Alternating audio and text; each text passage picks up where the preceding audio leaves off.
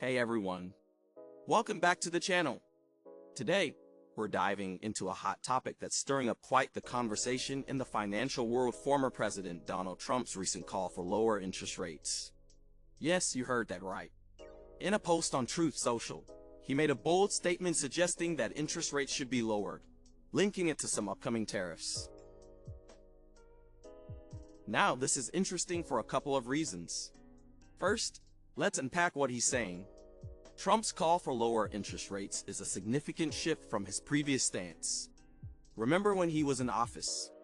He was all about pushing the Federal Reserve to cut rates immediately. But then, later on, he supported the Fed's decision to keep rates steady. So what's changed? Is he trying to regain some influence over economic policy?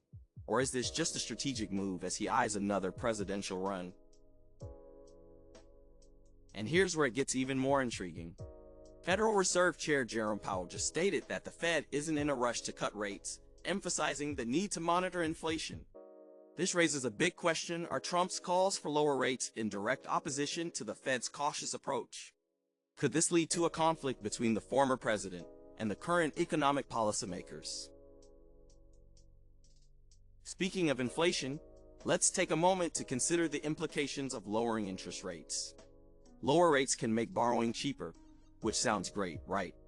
But what about the potential for inflation to spiral out of control? With the Fed already cautious about the impact of tariffs on prices, could Trump's push for lower rates exacerbate inflationary pressures?